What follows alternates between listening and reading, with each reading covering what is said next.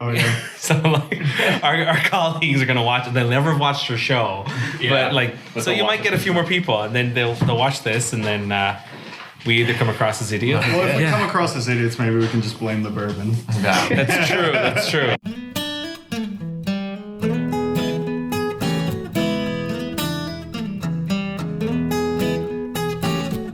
Hey everyone, we're back with a great new episode today, but as usual, we've got a lot of news to go through, and this is some big highlights. You know, we've been talking about Bourbon and Beyond, and the bands have finally been announced. There's Lenny Kravitz, John Mayer, Sheryl Crow, Sting, and of course, somebody that you truly love, Bourbon Pursuit will be there as well. Yes, we're going to be there moderating two different of the workshops. One is a favorite where we talk about the rarest whiskey in the world, which is Private Barrel Selections.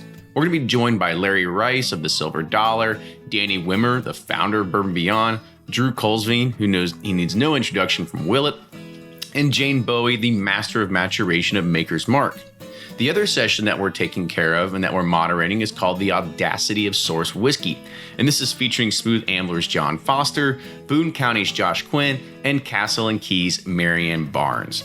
For anybody that wants to come and see this venue, get more information on the festival, tickets will be on sale April 20th, so start making your travel plans now. Visit bourbonandbeyond.com, and you can also get more information by listening to the mid-roll on today's podcast. As we had mentioned last time, Patreon shipments are going out, and they're going to continue to go out this week as well. And before long, we're going to actually start shipping out in March. So we're going to be on a continual train of getting this shipping frenzy taken care of.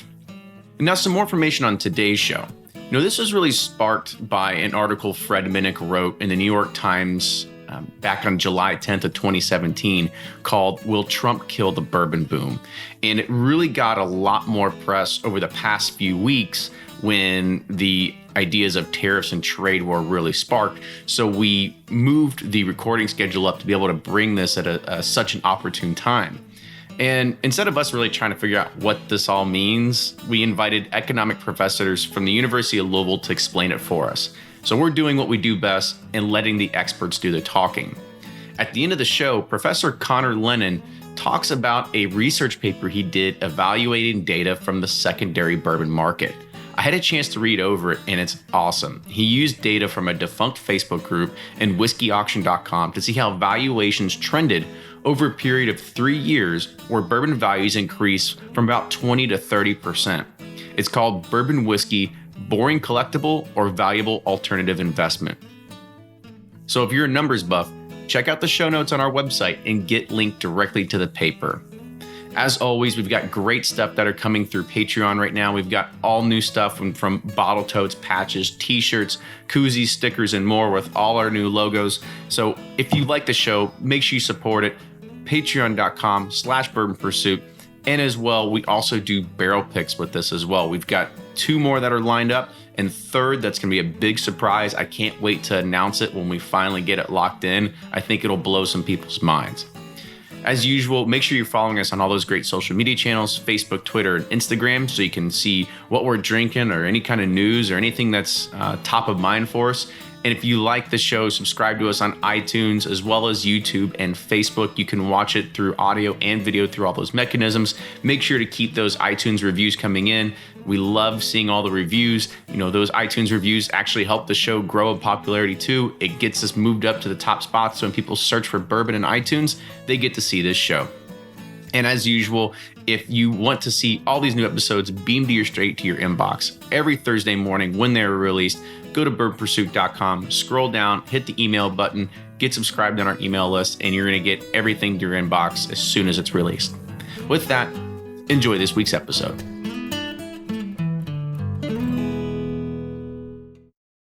From their bar to yours, Chad and Sarah of the popular YouTube channel It's Bourbon Night bring you their favorite at-home old-fashioned mix with the new Elemental Elixir's Golden Hour Syrup. It's a custom-made syrup with notes of bold black tea, warm spices, and orange zest. All you need is your favorite whiskey and ice. No bitters needed. One bottle makes 16 drinks, so that's only $1 a cocktail before you add your own whiskey. They can also be enjoyed in other cocktails or spirits, mocktails, coffee, tea, and anything you can think of. It's crafted locally in Lexington, Kentucky, and you can get your bottle now at whiskeyambitions.com. Ed Bly and Rising Tide Spirits are back again with a new release of Old Stubborn Bourbon. And this release of Old Stubborn is a premium hand marriage of 10, 11, and 12-year cask strength, barely filtered pot still bourbon. It comes in at a staggering 123.8 proof, and the flavoring grain for this one, which the last one was wheated, but this time it's now rye. Rich, sweet, and bold with a long finish that's sure to be another eye-opener. You can order online at Sealbox or thebourbonconcierge.com, and you can even purchase in person at Revival Vintage Spirits, and even now with very few select stores in Kentucky. You can get it now while you can, but be sure to do it because it's not going to last long. Do you ever pour yourself a bourbon, swirl it around, and then start struggling to come up with tasting notes? And perhaps you're also looking for a good Father's Day gift idea. Well, you can now solve both with a kit from Knows Your Bourbon. And unlike other nosing kits on the market, Knows Your Bourbon kits feature real ingredients for the most authentic aromas. You can smell real Tahitian vanilla bean instead of some synthetic aroma that's just made from chemicals.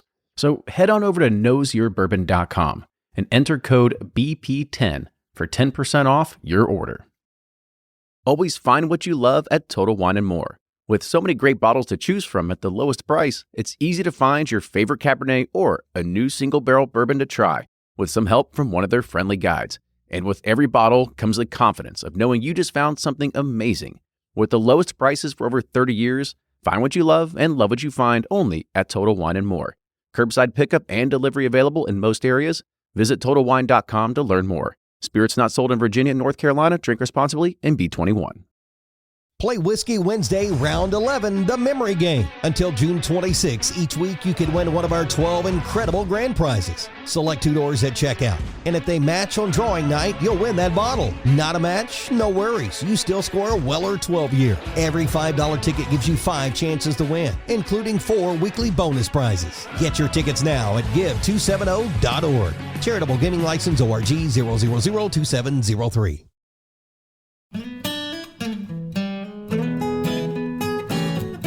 Welcome back to the episode of the Bourbon Pursuit Podcast, the official podcast of bourbon.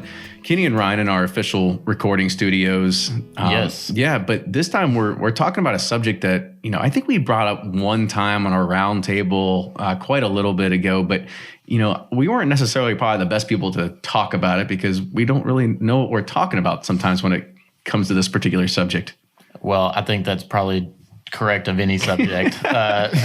We kind of fake it, till we make it about most things, but definitely on this topic because, I have my own business, whatever. I understand economics, taxes, tariffs, but this is like kind of way over my head. So I'm really interested to go back to school today to kind of learn about what kind of impact the new laws and everything that's going on with the Trump administration and new tariffs on different things and trade agreements. So really interested today. Yeah, totally. I mean, when I said that, we talked about it one time, we talked about it, but under the premise that we knew that was current news, but we don't actually know what we're talking about. Like we could say that we slept in a Holiday Inn last night, but it doesn't mean that we know jack about economics. You ask this kind of question, you push it on some of the forums, all of a sudden people come out of the woodwork and they think that they're the expert, or they say something off the wall to say like, great, more bourbon in America. Like, it's, and I think it's, those are the things that I think we want to really dispel when we talk about this, is really thinking about the larger picture, the overall impact. Yeah. Cause it doesn't impact just drinkers, but impacts, my family. A lot of are employed by distilleries back in Bardstown. Damn it, I hate to say it, but it always comes back to Bardstown. Everybody knows where you're from. But no, it impacts so many people that are in this state, and the bourbon drives our economy in a lot of ways. And even my dad, he's a machinist and deals with distilleries, and business is great right now. So, and they're anticipating a lot of great things. So they're kind of tiptoeing on these laws because it impacts their future, like what's going to happen to us. So absolutely. So I think that is a great segue to kind of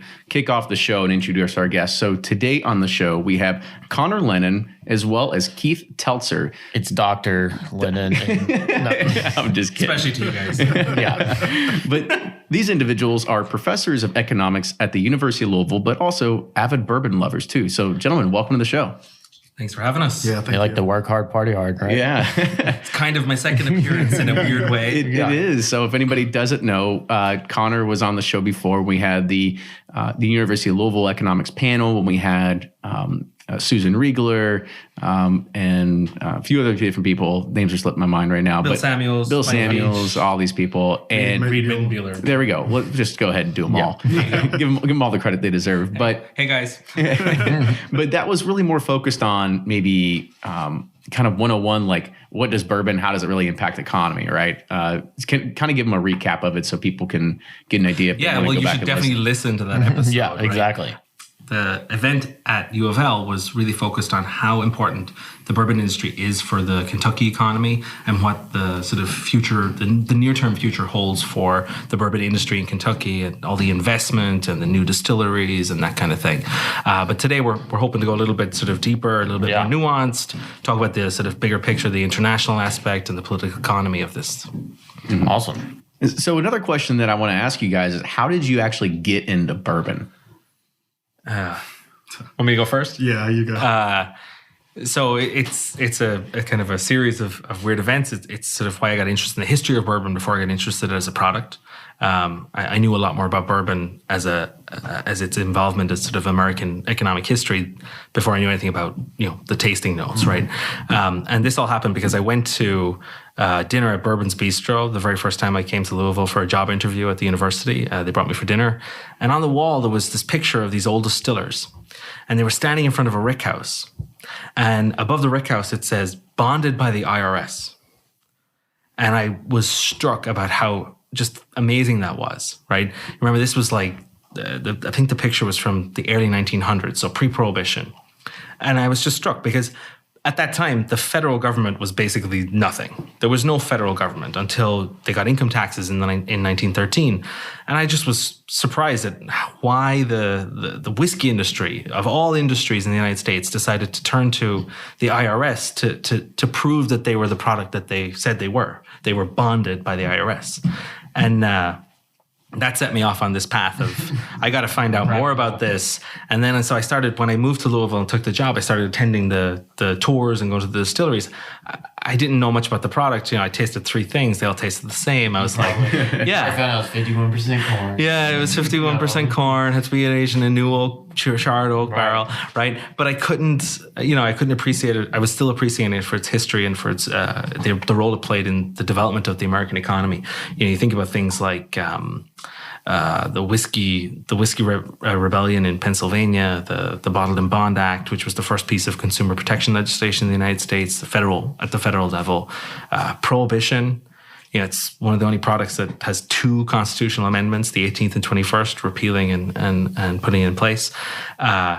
It's this distinctive product, 1964. It just fascinates me about how important it has been to the development of the U.S. government, the U.S. economy, and then I fell in love with the taste. Yeah, then I fell in love with the taste, right? So, Yeah, Keith, try to follow that one up. Yeah, I don't have anything nearly as exciting. Like I went to tour, so I brought him with me. It was definitely moving to Louisville. I mean, that had a ton to do with it. Where are you from? I'm from Maryland originally, but then went to school in West Virginia, then in Michigan. So Michigan was very much a beer state, a beer place. And so coming here, I kind of had to adjust a little bit because I think the bourbon here is probably a lot better than the beer. No offense to any beer snobs out there. There we go. Well, we're not. It's not known for the Shots beer. fired, It's known for the bourbon. It's known That's for right. the bourbon, right? Yeah. It's the only state that has its own alcohol, right? It's bourbon.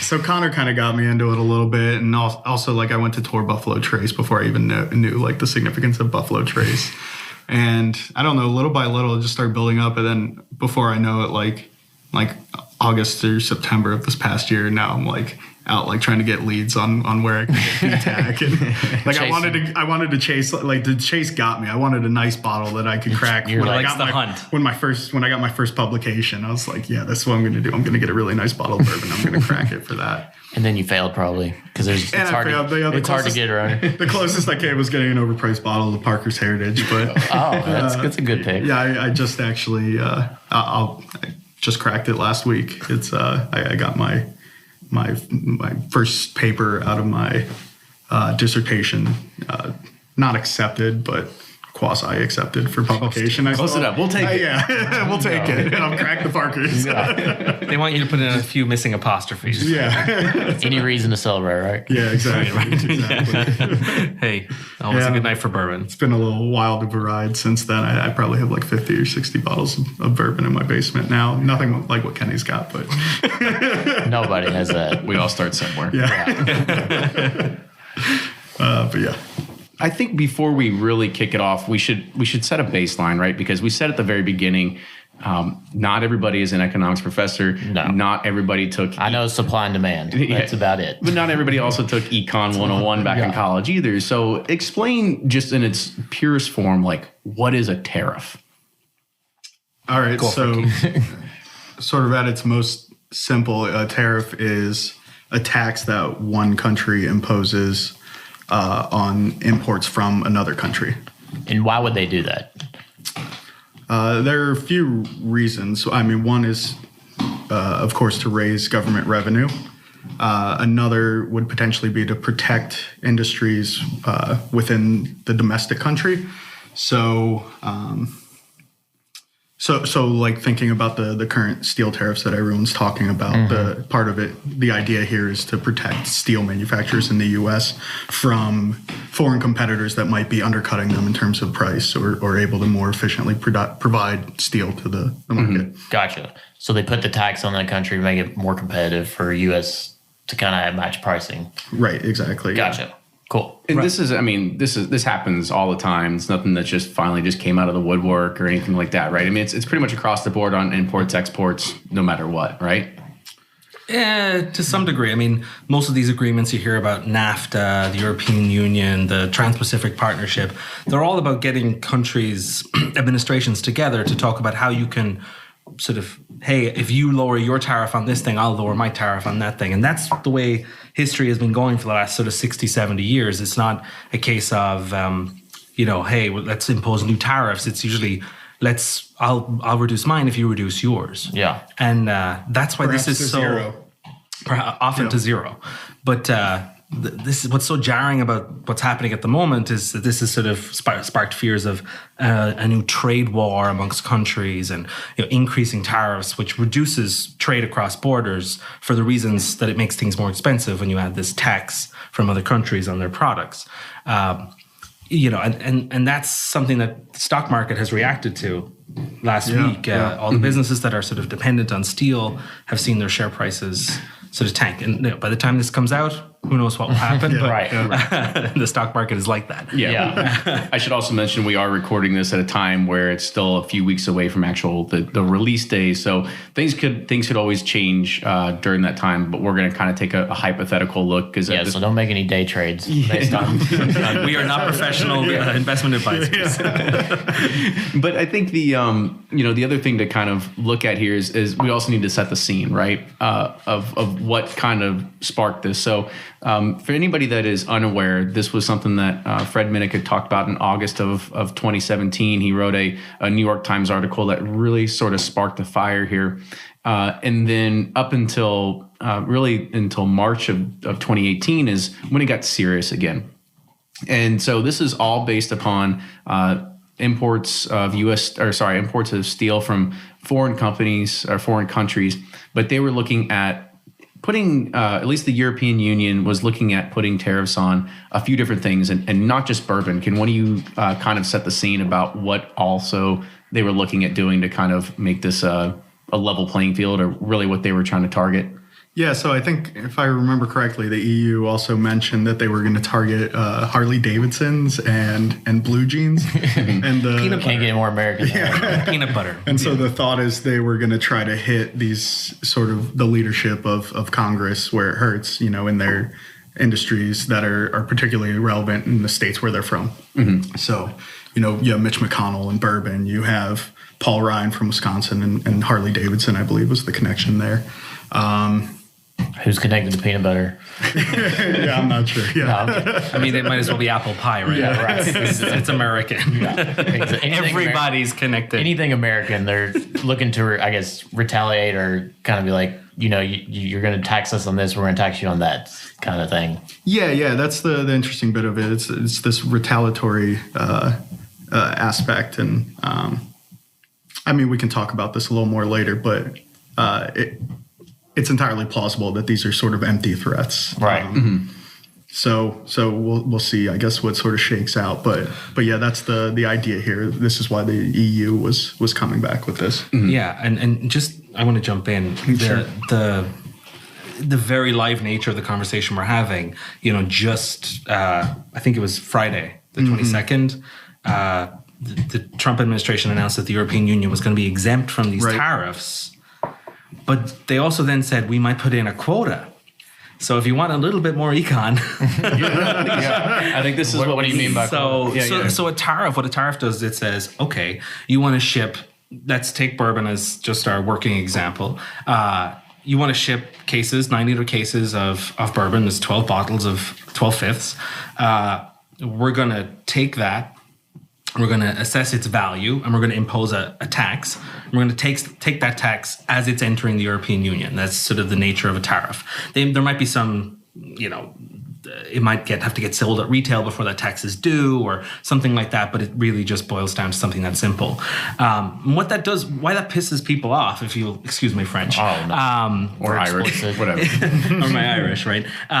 It pisses people off because it's a take by the government, right? It's tax revenue. The customer ends up paying more. Yeah. The producer back in Kentucky receives less, and the government takes the difference between.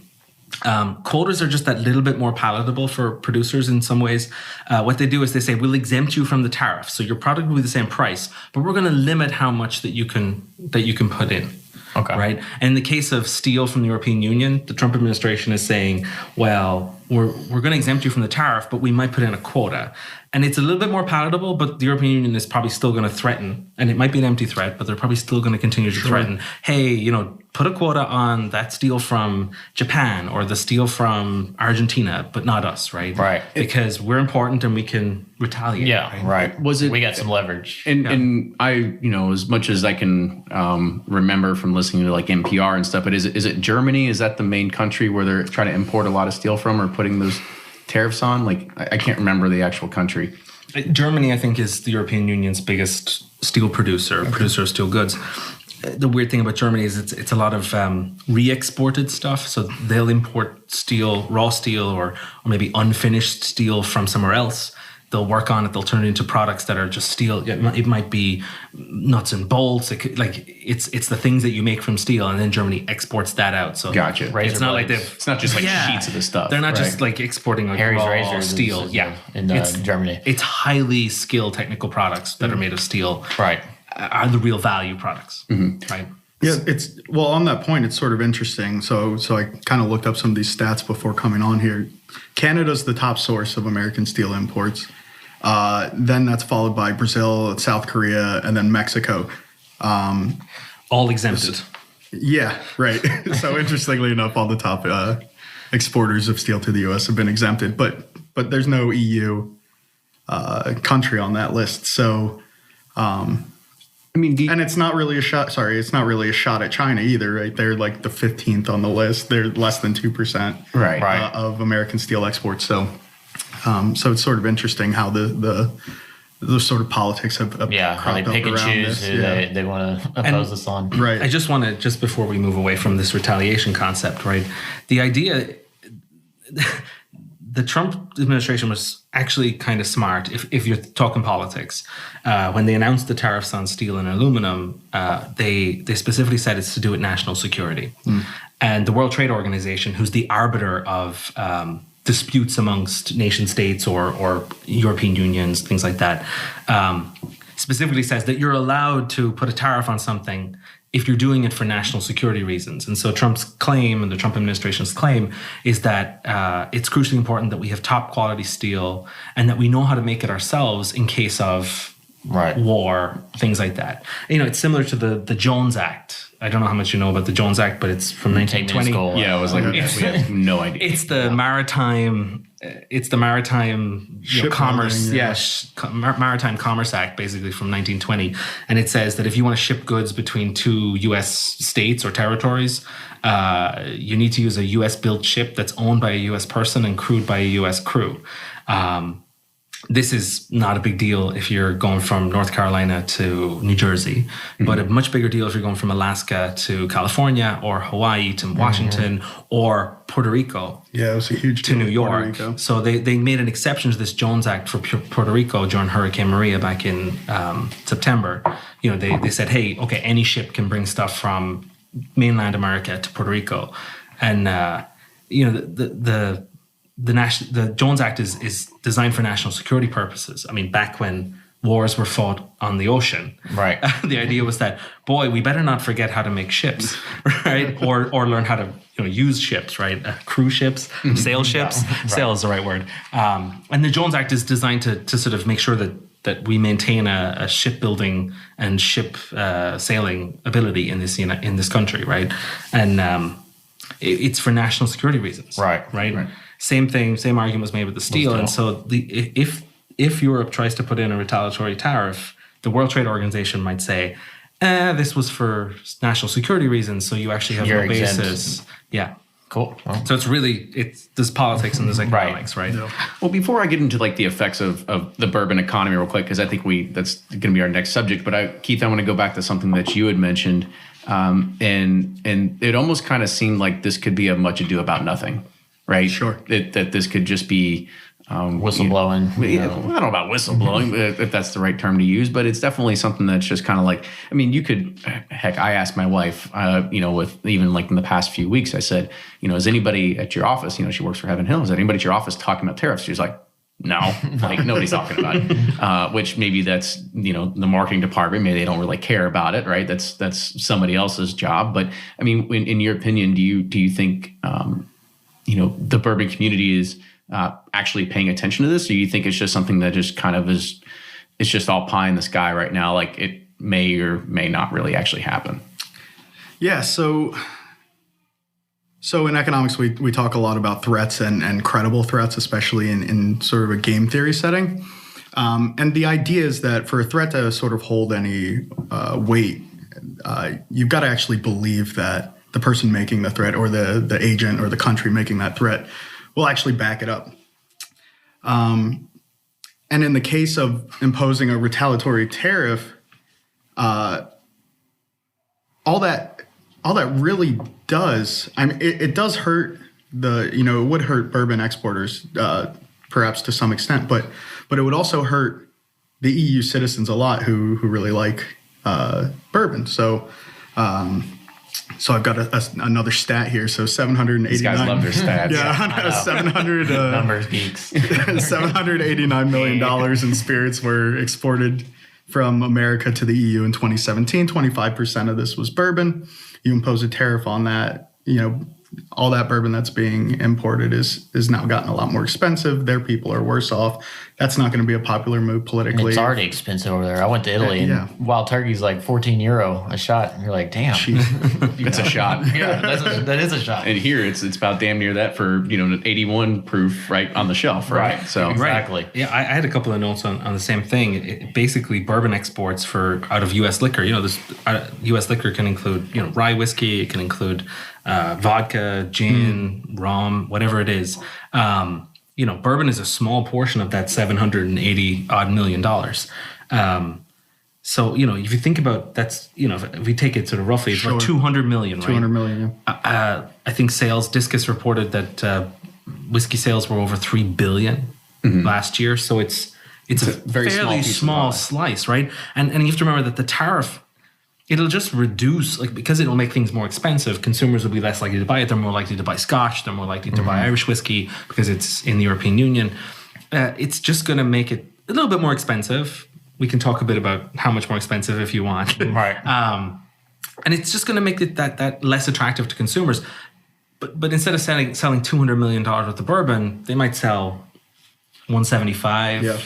I mean, $25 million is a lot, but divided amongst all of the distilleries, and the fact that the fact that you don't sell those in Europe means that, as some people say, it means that there's a few bottles of Jim Beam that don't go to Europe.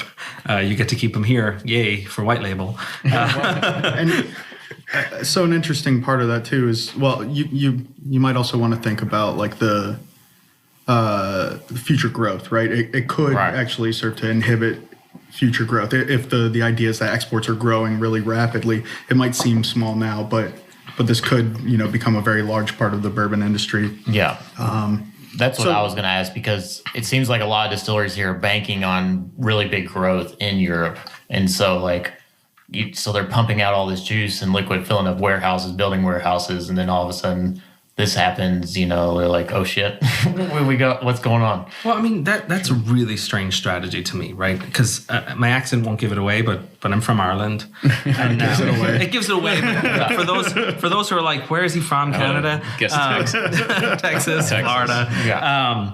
I was just looking up some stats for Ireland, right? And Ireland imposes in euros, right, whatever those are, 42 euros 57 cent per liter of alcohol, an excise tax. So an excise tax is just a use tax. So whenever the customer buys it, it's part of the price of the product. It's like a sales tax, but it's an excise tax, and it's based on the quantity of alcohol. So a fifth of whiskey would have, if it was at 100 proof, would have 375 mils of actual alcohol in it, right? Half of it will be alcohol. Mm-hmm.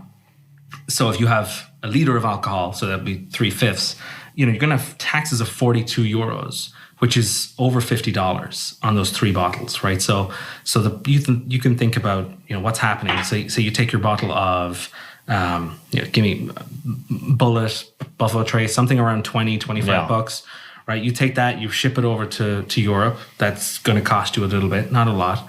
You add on excise taxes that approach something around 15 to 20 bucks per fifth. If it's 50 something for 3 of them, you're up at 40 bucks, over 40 bucks already for something that we buy here in Kentucky for, 20 money, 25 right? Bucks, yeah. Yeah. And then there's a value-added tax, sales tax, basically, of 23% in Ireland on top of the price, that including the excise tax. Mm-hmm. So you're talking about another 23% on top of the 40-something you're already paying. As an example, using Bullet, I was just in Ireland in September, and Bullet was selling for over 50 euros a bottle. 50 euros is about $60 for Bullet. Yeah, I mean, that's up there. It's really up there, right? Yeah. So you add on this tariff, and it's going to be maybe 65, 64. It's already pretty high. Sure. It's not clear to me that right. Planning on big European growth is really dependent on this tariff or not, right? Right. Because what would be some comparable, I guess, in the Irish whiskey realm, like same quality, but how much price would a consumer there pay? Yeah, like what's like Teeling, right? Yeah, or something like that. So the Irish whiskey is still subject. So here's the thing: the Irish whiskey is still subject to the excise tax. It's nothing to do about whether or not you're producing in another country or producing here, and it's still subject to the sales tax, the value-added tax. So something like Jameson is much cheaper here than it is in Ireland for those reasons, even though it has to be shipped over here. My family makes me bring it home. Really? Yeah, because of the excise tax, right? Yeah. And I'm allowed to bring 2 liters into the country without paying any additional tax. Sad story. When I went to college in New Jersey, cigarettes were taxed like crazy, and I was from Kentucky, and I would haul up cartons of cigarettes and sell them by the carton because I could get them for nothing down here. It reminds me of that. But anyways, so it's I digress. So liquor in Europe is really a luxury product because of the size of the taxes. Ireland is got the second highest liquor taxes. Finland is the only one that's higher, but Italy sounds like it's got fairly hefty taxes too. Mm-hmm. Relative to beer and things like that, because of the low proof, the low alcohol by volume in those. It doesn't have such a big hit, right? Right. And that's just a fact of the sort of situation over there. So things like wine and beer, super popular in Europe, but liquor, not so much. And when you go over there, you'll find sometimes that the liquor is a lower proof. Mm-hmm. They keep everything, if it has to be 80 proof to be considered whatever it is, they'll keep it at 80, and they won't sell you the real high proof stuff, because you're increasing that alcohol by volume, increasing that excise tax, and it all snowballs from there. So it's and this is common in every pretty much European state or country. Yeah. Gotcha. So I guess, at the kind of go back to what I was saying, like much ado about nothing is really the problem, not the tariff. maybe more or less just the tax that's just there, and this just adds on just even that, more roadblocks. that much more like I don't know, if somebody was to pinch you in the back of the arm, it's like, damn, just like one more time again, like, come on, like, leave me alone, right? You kind of want to, I guess, for the manufacturers, people that are trying to sell, you are trying to lower that cost as much as possible to try and make your product, attractive to consumers over there, because I honestly don't know if I saw a $65 bullet over there, like I'm not going to drink it. Right? I mean, it just doesn't seem like it's in the realm of not 65 euro, $5, whatever it is. Yeah. It just doesn't seem like it's in the realm of something that most people would find attractive. Yeah. Yeah, I agreed. Part of me, the cynic deep down inside me that comes to the fore basically every day, thinks that this is it's all politics, right? It's that bourbon is this distinctive spirit of America, whatever the terminology is. And the fact that somebody is picking it out specifically for a tax is more of this, it's sort of unjust, right? It's like this one more thing. And on bourbon, right? Like, you're going to tax my Harley Davidsons next, or my peanut butter, right? Yeah. It has that flavor of being purely political because of the things they're picking. And any distillery who wants to think about getting into the European market should really think about what would happen if they really did make an indent, right? Because they're going to want to protect the Scotch distilleries and and then they'll start claiming national security if we forget how to make whiskey, right? What even are we, right? Yeah, to stay sane, yeah. And I know you guys aren't necessarily like export experts by any means, but when you look at the products that are being exported, the ones that end up actually, going over and being the things that are sold everywhere, you kind of mentioned, you already hinted at, Conor, saying like Jim Beam white label, right? It's not going to be a lot of these like super premiums that a lot of the bourbon nerds out there are really chasing, right? I mean, it's just going to be some of that standard shelf product. Am I wrong?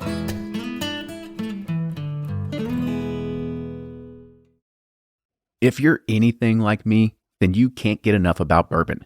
And that's why I'm a subscriber to Bourbon Plus magazine. Bourbon Plus is a quarterly publication that tells the stories from the heart of bourbon, the farmers who grow the grain, the distillers who labor over the process, and the people like you and me who raise their glasses to celebrate it all. Subscribe to Bourbon Plus magazine today at bourbonplus.com, that's PLUS.com, and use code PURSUIT at checkout for $5 off your subscription. Shopify's already taken the cash register online, helping millions sell billions around the world. But did you know that Shopify can do the same thing at your retail store? Give your point-of-sale system a serious upgrade with Shopify. Shopify's point-of-sale is your command center for your retail store. From accepting payments to managing inventory, Shopify has everything you need to sell in person. And with Shopify, you get a powerhouse selling partner that effortlessly unites your in-person and online sales into one source of truth. Track every sale across your business in one place and know exactly what's in stock. Connect with customers in-line and online. Shopify helps you drive store traffic with plug-and-play tools built for marketing campaigns, from TikTok to Instagram and beyond. And get hardware that fits your business. Take payments by smartphone. Transform your tablet into a point-of-sale system, or use Shopify's point-of-sale Go mobile device for a battle-tested solution. Plus, Shopify's award-winning 24/7 help is there to support your success every step of the way. Do retail right with Shopify. Sign up for a $1 per month trial period at shopify.com/bourbon, all lowercase, and go to shopify.com/bourbon to take your retail business to the next level today. Shopify.com/bourbon.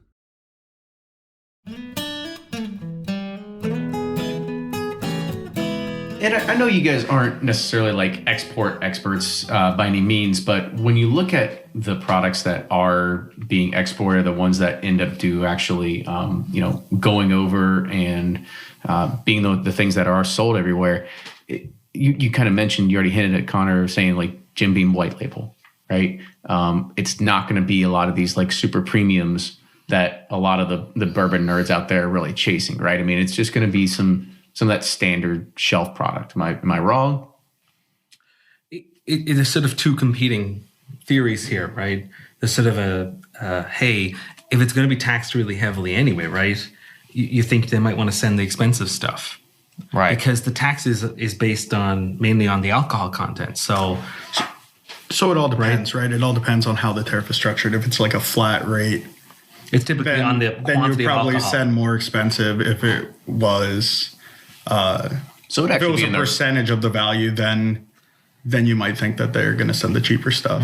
so it would actually be in their favor to sit there and send all the limited editions over there that already costed us $150. Right. The bullet's going to be 65, and the Elijah Craig barrel proof is like 72. Like, Right. Yeah. Exactly. and that's the way it's structured because of the quantity of alcohol, right? But it's but then there's the competing thing, right? That because if you're only going to send over your premiums that cost, they'll be more than 72, right? If you're only going to send over stuff that costs over $100 a bottle, you're never going to hook in the customer in the first place, right? Did you all start off by drinking Pappy? No. Right. So Speak for yourself. you need the 6-year The bottling gateway. bond and the Basil Buffalo Haydens. Trace and the Basil Haydens, and before you learn that you actually like it and you're willing to pay $80, $90, $100, it's an experience good, right? That's Yeah. the way you describe these things. You sort of develop a taste for it. And so this, if they can't sell you Bullet, they're never going to be able to sell you Pappy, right? Although those are bad examples. Right? Terrible examples. Right. Someone help me here. I get what you're saying. But everyone gets the meaning. Yeah, right? absolutely. So I guess another question to kind of throw your way is, when I kind of put at the very beginning of this, when we preface this, is, you throw this idea out there and people start talking about it, and then they're like, all right, more bourbon in America. Like, Right. Keep it here on our shelves. Like, is that really like a bad attitude to have when it comes to this? I mean, just because of In bourbon or just anything general in economics, I guess we're getting political. That's a loaded question. it's not political. I mean, in regards of economics, 'cause Political pursuit tonight. you want to. We are not going to get talk politics. But I mean, when you think about it, like, because people were like, "Yeah, keep it all here in America," but it's like, well, you're kind of hindering the growth of the entire industry. I mean, am I wrong in that? It would seem to me that sort of sentiment would imply some sort of underlying assumption that these distilleries are just going to keep making the same amount of bourbon, and instead of shipping them to Europe, now they're just going to ship them to liquor stores in the U.S. and sell them here. But that's not necessarily the case, right? They could scale back production as a result. They could just shift them to other countries. Like, there's no guarantee that those products are going to come right back to the U.S. Like, all of a sudden, we're going to get more Pappy on the shelves now. Right. So the person making that claim is really sort of depending on a lot of assumptions to be true that are probably not likely to be true. I think the more likely result is that if you don't have as many export markets that are demanding your product, you're just going to scale back production, which means less of the regular stuff, but also less of the honey barrels and the nice allocated bourbons that we all like to chase. So Well, and less jobs, less economic impact of just all around the state. yeah, absolutely right. Kentucky sort of disproportionately benefits from having a large bourbon industry. So if that were to shrink, that's certainly not a good thing for people living in Right, in and Kentucky. economists typically don't like the kind of protections that bourbon has. We typically like to see customers get the best deal that they can and get the, have lots of competitors providing the product for the consumer at the best price they possibly can and competing on getting customers' attention.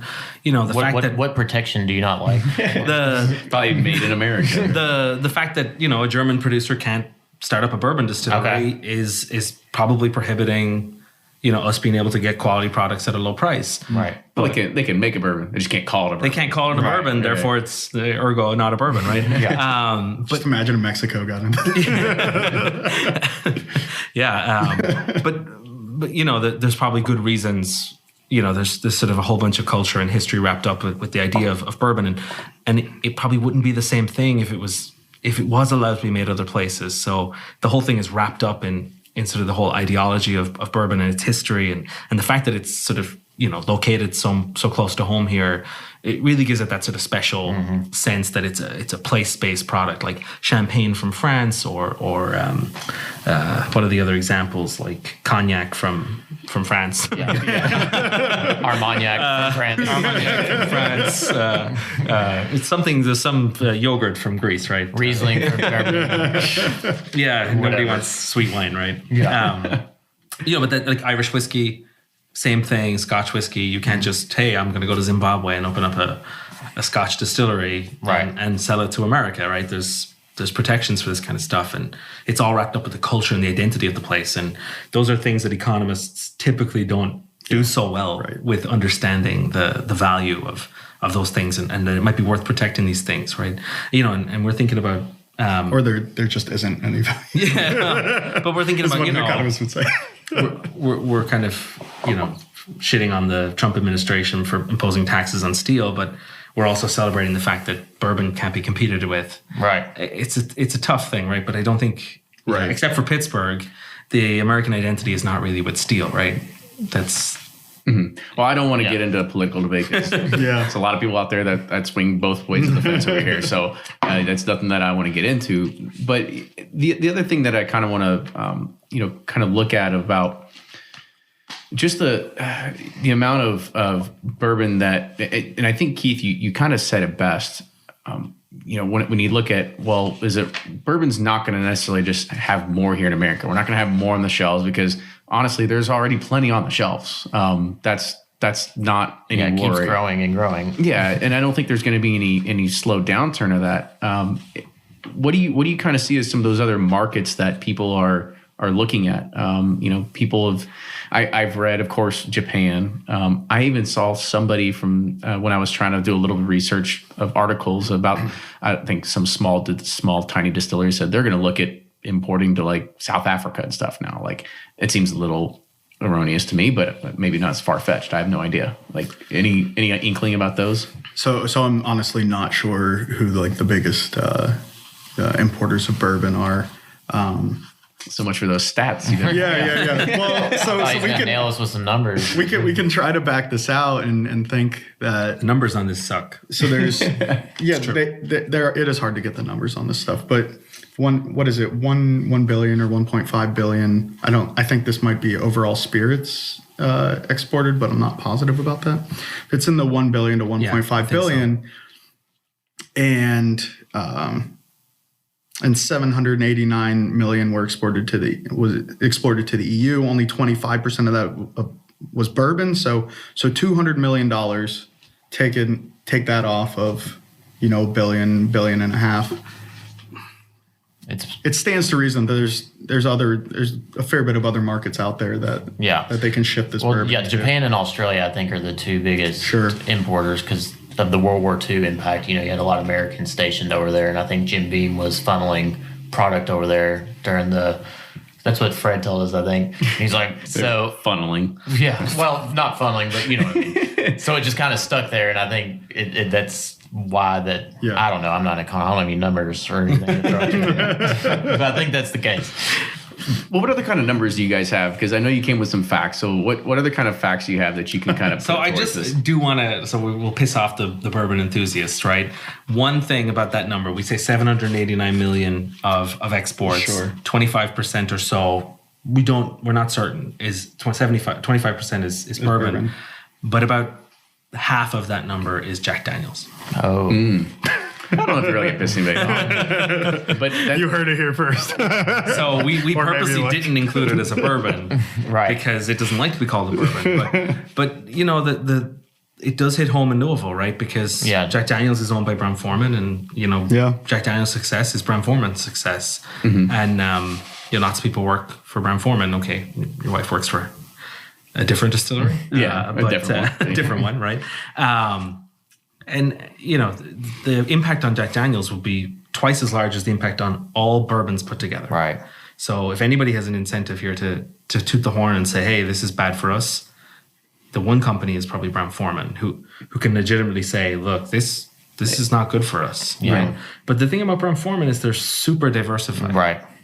Right. They produce all kinds of spirits, and if Europeans aren't drinking Jack Daniels, they're going to be drinking Bacardi or whatever else it is that they've got. That's a good point. I mean, even Heaven Hill is so diversified. They have they have so many brands and labels. And now even most distilleries are part of a parent company that has, a big portfolio of products.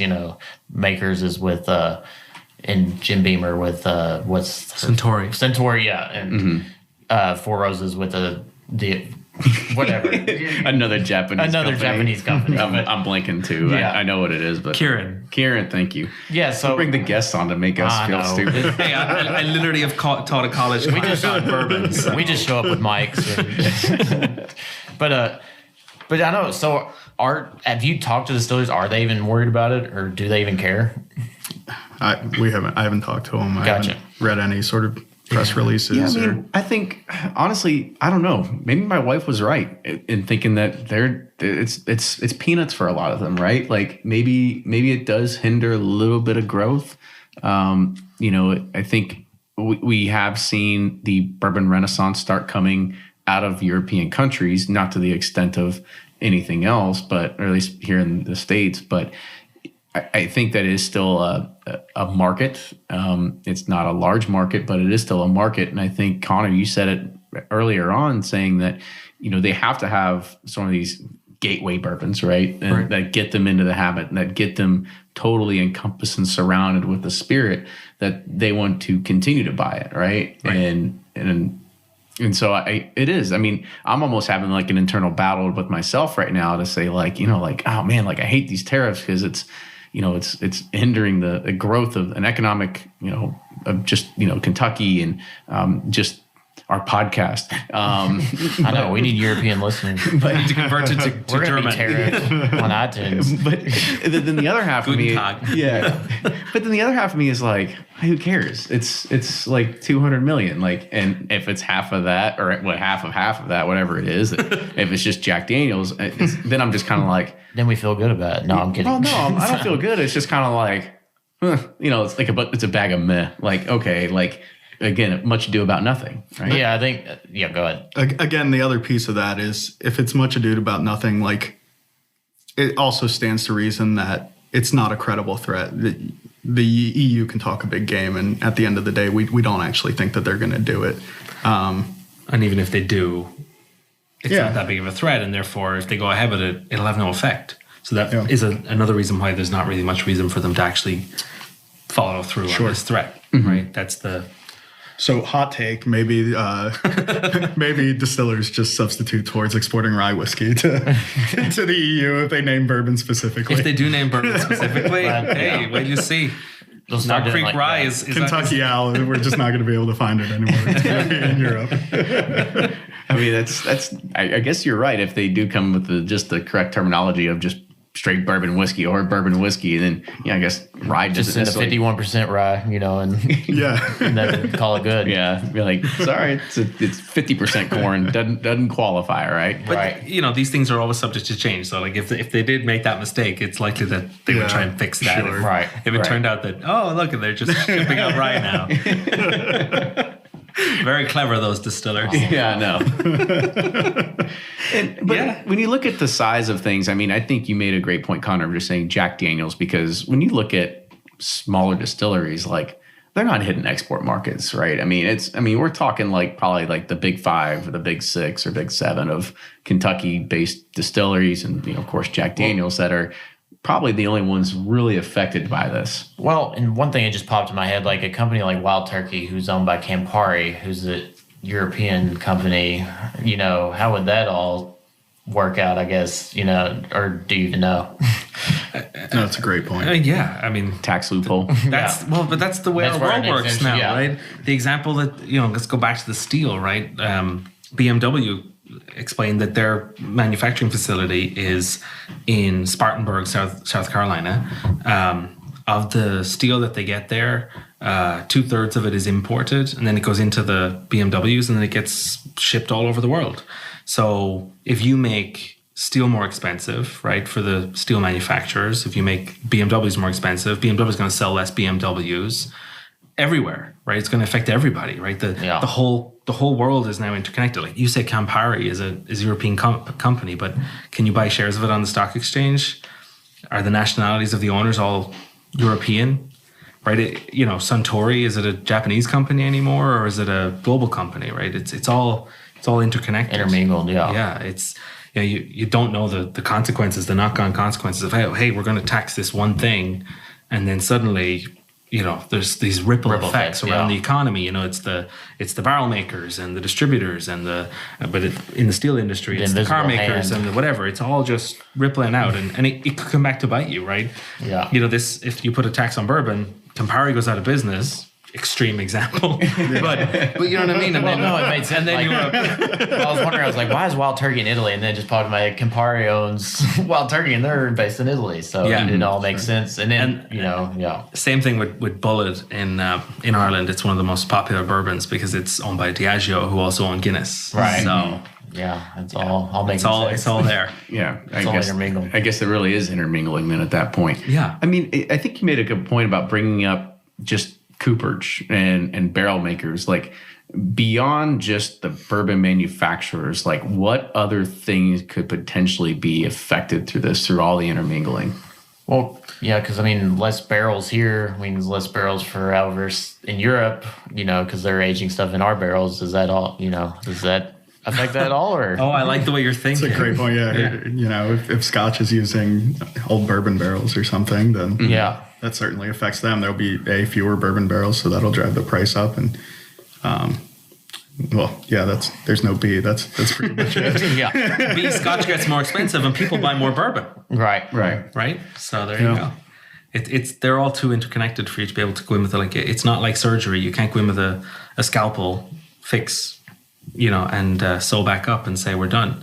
The global economy is extraordinarily complicated these days, and these products are shipped across multiple international borders before they reach the final consumer as part of one thing, as the raw material, as part of another thing, and that's how it works. There's no products that are like bourbon is almost unique in the sense that it's so American. It's American grain. It's typically American wood in the barrels. It's American people building the rick houses. It's American people operating the stills. The stills are built in downtown Louisville. I don't know where the copper comes from. That might come from somewhere else. South America. But it's one of the few products that is so local. But then it's foreign money that's funding a lot of it. Suntory, Campari, Diageo, Kirin. Now we know it all, right? Yeah, exactly. That's how it's going. I guess, to kind of wrap this up a little bit, if you were to kind of give advice to people when they start reading or start thinking about this, like what are some of those key takeaways that they should keep in mind when they see the arguments, and not to say like, more bourbon in America for us, or, like, great, I can finally get Elmer TV again. What's the rational way to think about this? Yeah. From an economist. You always want to figure out where the incentives are. Who's got the most powerful incentives to respond, and what direction they're, what are the competing interests, and sort of back your way out of that. So like with the bourbon example, think about what these distilleries might be thinking. If you say to yourself, oh, maybe they'll just take all that and send it to liquor stores in the U.S., like if you think about that for 5 or 10 minutes, you'll start to think that it's probably not, what they're going to do. Yeah. Not in their best interest. Yeah, it's not in their best interest, right? So you don't think about what you necessarily want, but think about right. what the interests are, and try to sort of think through it step by step. And I don't know. I don't know if that's too simplistic, but I guess I just kind of expand on that a little bit, because I kind of want to have a better understanding too of like what are some of those interests that maybe people aren't necessarily thinking about? Like what am I not thinking about in my head right now? I know you. I don't know what you're not thinking about. I was like, not to say that you can read my mind or anything, but like what are some of those ideas of those interests that people should be thinking about when they are thinking of what this does impact? Like, what are those interests that maybe we haven't touched on? Votes. Yeah. Think about politics, like how it would affect, politician behavior, who would vote for them or vote for their competitor if they opposed that policy. Think about how the consumers would respond in those other countries if a tariff was imposed on bourbon in other countries. I don't know, Conor, you have any? Yeah, I think just really getting back to the example that you gave, the real strict one, is that people sometimes take the amount of bourbon that's produced as this sort of thing that's just comes down from heaven. Sure. Right? Bourbon is produced in response to these market forces, these prices, right? And that's what that's I think the core thing you were getting at. And you were saying people don't realize that if European consumers, if Gerhardt in Germany and Pierre in France are not drinking bourbon, it's not the case that bourbon will be made anyways. If it made sense to sell that bourbon here, it never would have gone to France or Germany in the first place. What's your stereotypical American name? Brad. Brad. Yeah. It's Brad Smith. But that's the idea that the entire degree of sort of economics is trying to get across, is that you have to think about how these things affect people's behavior and their incentives. And to jump off that, I think that when you're coming across people's beliefs and they're writing about this, you really need to think about their political motivation as well. Sure. Right? So do you think this is mostly a political move? I don't think it... I don't know if it's just a political move, but you have to think about where they're coming from their own sort of their emotional standpoint, not just where their wallet is, right? So a lot of this might just be a little bit of overreaction to the idea that it's a retaliatory tariff. I think, honestly, if Mitch McConnell was from a different state, the European Union would not be mentioning this. And that's the tough part, right? And if you take this to its logical conclusion, it wouldn't be unusual for the US government to say, well, if the European Union is taxing bourbon producers, we're going to give them a credit on their taxes for the difference, right? And then the bourbon goes to Europe anyway, right? You know what I mean? It gets made and it goes to Pierre and to Gerhardt, not to Brad. Yeah, not to Brad.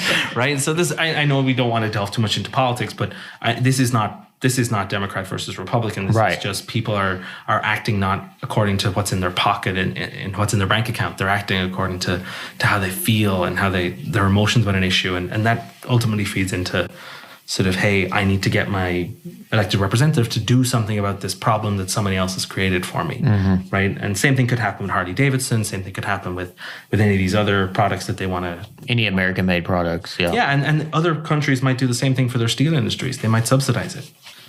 So you think like at some point there would be these rebate tags on some neck tags that they'd be like, here you go, get 20 euros back on your bottle of Bullet or whatever it is, right? Well, yeah. Not for consumers. They would give the distillers a tax break to offset whatever the tariff. Oh, so then their price would then be lower. They could charge lower to Gerhardt and to Pierre, and then the overall price in Europe would stay the same. And Brad gets left out. Brad still gets left out. Brad still gets left out. He doesn't get his Wild Turkey 81. Right. You know what I mean? That's right. Brad's crying. Yeah.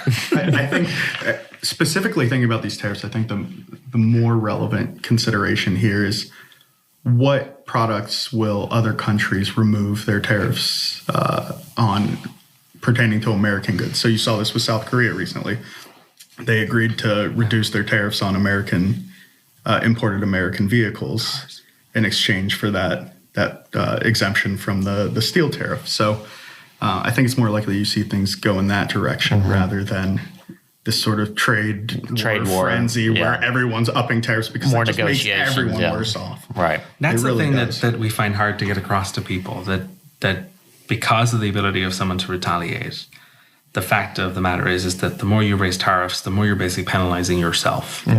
You're ultimately just penalizing yourself. You're making the products, whatever you're importing, you're making it more expensive for your consumers, and you're going to incur retaliatory taxes that make it less likely that you're going to be able to sell whatever it is you're trying to sell to other countries. So it's a double whammy, right? So, economists, rah, free trade. But we think we have a good reason for it, right?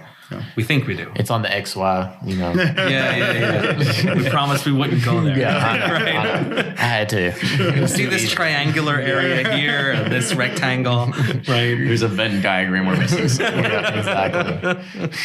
Several Venn diagrams. Probably. We got a whiteboard in front of us.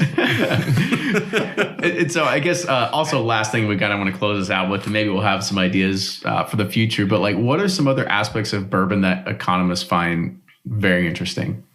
I know because I'll go ahead and say, because there was one time that we had talked that you all find the secondary market an interesting aspect as well. Yeah, he's throwing me a softball, right? Yeah. So This is much more fun to talk about, right?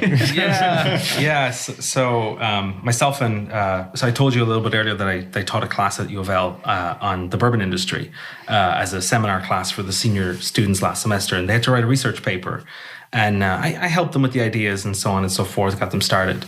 One of my students had a very promising project on the secondary market and how prices have behaved over time. And we managed to get our hands on a lot of data, which was great. I'll not say from where, but I'm sure everyone listening in Louisville knows.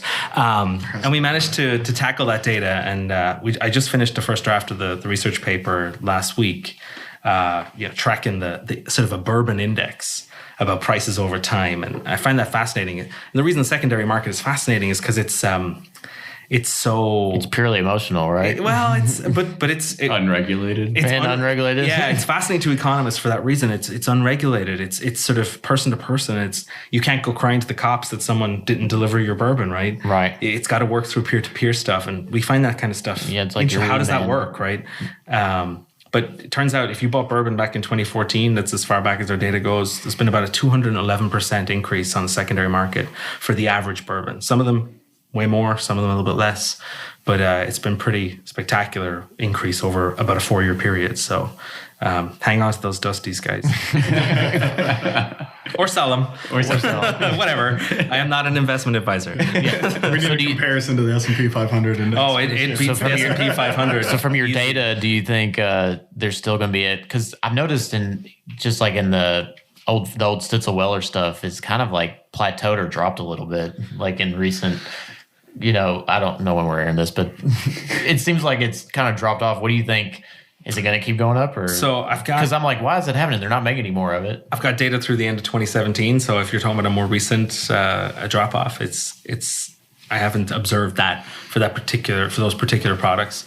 You mean the really old Stitzel Weller stuff, like the stuff like Dusty's? Yeah. It's tough. They don't get sold as often as say a BTAC or a Pappy, right? So you don't see them as often. So it's hard to really infer a serious sort of. Okay, I can definitely say they've gone down in price. Right. I can take a look at it for you. We're gonna have to save this for episode 2. Part 2. Yeah, I think I opened that wormhole. Sorry, but it's fascinating. You've got a bunch of stuff. Yeah, I could go. You could bring me on for a whole. I wish there was those. Stuff. Where was those topics when I had to like write about oranges or something? In my econ class. Sell Mortimer, sell. Yeah, we've moved away from the widget markets. Yeah. Exactly. I would have aced that one. Well, cool stuff. Yeah, absolutely. I think we'll kind of end it there unless there's anything else about the bourbon market that economists just love. We talked about tariffs. We talked a little bit about why, because it's bad because it's truly American. We talked about secondary. It's not bad. It doesn't allow the quote unquote free trade, right? I guess you could say we're not getting as good a bourbon as a result, if you want to think about it that way. A Chinese bourbon that we never get to drink. Yeah, it could be amazing, guys. We're missing out on it. Yeah. aged just south of the Yangtze River. And, you know what I mean? You can just see the marketing, right? Yep, and the Great Wall. Man, I thought you Great Wall bourbon, the biggest rick house in the world. The Great Wall of bourbon. Repurposed the Great Wall. Yeah. I really thought you were serious at first, but it was hilarious. We are serious. We might be a little bit serious. Oh, God. All right. We'll have to save that for the next one. So, Conor, Keith, I want to say thank you again for coming on. If there's any way that people, like if you want to give a plug to the university's website or anywhere, but people can learn more about this or get in contact with you through whatever it is there a good way that people can do that? You can Google don't know it off the top of our heads, the University of Louisville Economics Department, and you'll find links to both Keith and I's contact with information. email addresses. I'm also on Twitter, but not about bourbon. That's K Teltser. I imagine my name will be in the show notes. So yeah, so you can, maybe. And we can put some show notes up to my website too, and you can catch once I put up that draft of that paper. It'll be available there for people to to check out on the bourbon secondary market prices and how they've evolved over the last couple of years. So I'll put that up probably next week. Yeah, awesome. Well, we'll bring you that back for another episode. I think that'll be fun to kind of really dive into. Yeah, we can dissect that data. Yeah, that'd be fun. Okay. That'd be really cool. So again, fellas, I want to say thank you for coming on.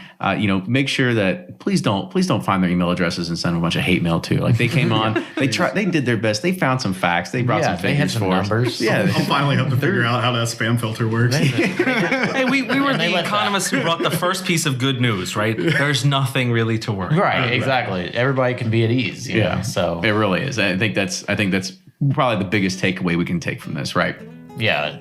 So with that, make sure you're following us on Facebook, Twitter, and Instagram at Bourbon Pursuit. If you like what you hear, make sure you support the show on Patreon, patreon.com/Bourbon Pursuit as well. Yeah, and guys, if you have any show suggestions, comments, feedback, we love hearing from you guys. Keep the ideas flowing, and we'll keep bringing the content to you. And we'll see you next time.